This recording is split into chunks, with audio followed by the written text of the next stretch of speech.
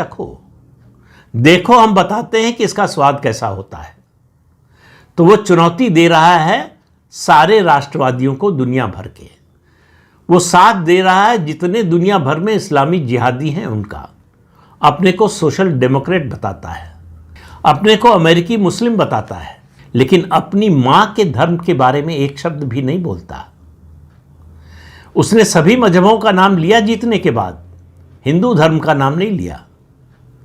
आप इस बात को याद रखिए। अपने को बर्नी सैंडर्स के करीब बताता है।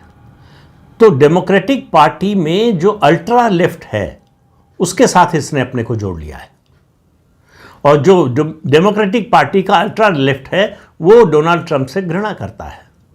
वो रिपब्लिकन पार्टी का विरोधी तो है ही, राजनीतिक विरोधी है, लेकिन वो डोनाल्ड ट्रंप से घृणा करते हैं। वो भारत विरोधी हैं, वो इस्लामी जिहादियों के समर्थक हैं, वो आतंकवादियों के समर्थक हैं, और दुनिया भर में जहां भी आतंकवादी हैं उनके बचाव में ये तत्व खड़े होते हैं।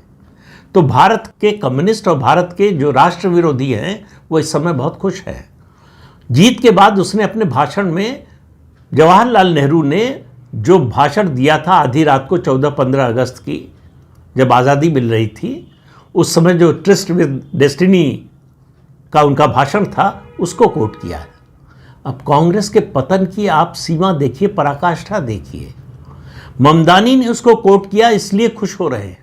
यानी कांग्रेसियों की नज़र में जवाहरलाल नेहरू को ममदानी के एंडोर्समेंट की ज़रूरत है। वो इस बात से खुश हैं कि ममदानी ने जवाहरलाल नेहरू के भाषण को उद्धृत किया।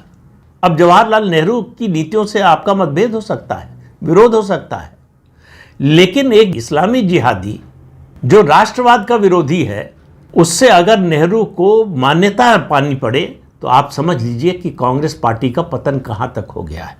ममदानी से भारत की कांग्रेस पार्टी को क्या मिलने वाला है, सिवाय इसके कि जितने जिहादी, इस्लामी जिहादी हैं, और ये जो कम्युनिस्ट इकोसिस्टम है जो हिंदू विरोधी है, मोदी विरोधी है, भाजपा विरोधी और मोदी विरोधी तो ये बाद में हुए हैं, हिंदू विरोधी तो पहले से हैं। मोदी कल नहीं होंगे, कोई और आएगा और वो हिंदुत्व के रास्ते पर चलेगा, उसका भी विरोध करेंगे। और ये कम्युनिस्ट इकोसिस्टम जो है वो बड़ी बेशर्मी से झूठ बोलता है। उसका सबसे ताज़ा उदाहरण तो ये ममदानी ही है। इसका दावा है कि गुजरात में अब एक भी मुसलमान नहीं बचा है।